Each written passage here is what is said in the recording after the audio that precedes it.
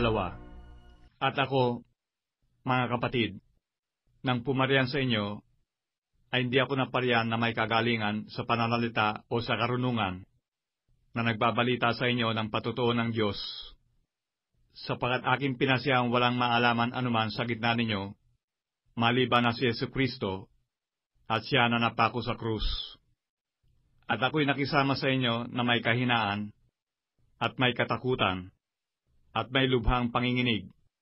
At ang aking pananalita at ang aking pangangaral ay hindi sa mga salitang panghikayat ng karunungan, kundi sa patutuo ng Espiritu at ng kapangyarihan, upang ang inyong pananampalataya ay huwag masalig sa karunungan ng mga tao, kundi sa kapangyarihan ng Diyos.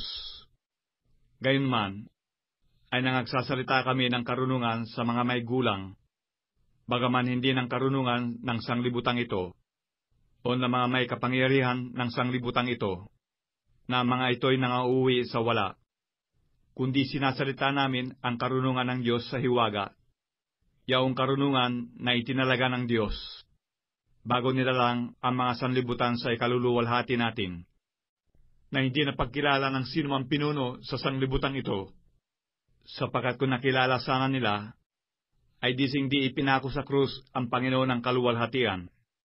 Datapwat, gaya ng nasusulat, ang mga bagay na hindi nakita ng mata at ni narinig ng tainga, ni hindi pumasok sa puso ng tao, anuman mga bagay na inihanda ng Diyos sa kanila na nangagsisiibig sa Kanya. Ngunit ang mga ito ay ipinahayag sa atin ng Diyos sa pamamagitan ng Espiritu, sapagat nasisiyasat ng Espiritu ang lahat ng mga bagay. Oo, ang malalalim na mga bagay ng Diyos.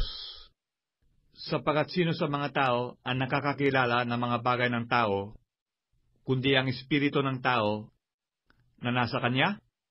Gayun din naman ang mga bagay ng Diyos ay hindi nakikilala ng sinuman, maliban na ng Espiritu ng Diyos.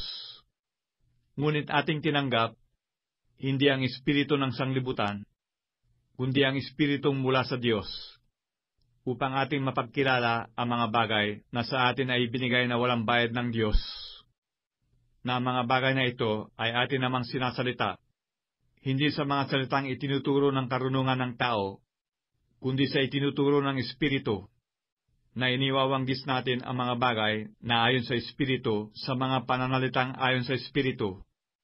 Ngunit ang taong ayon sa laman ay hindi tumatanggap ng mga bagay ng Espiritu ng Diyos, sapagat ang mga ito ay kamangmangan sa Kanya, at hindi niya nauunawa, sapagat ang mga yaon ay sinisiyasat ayon sa Espiritu.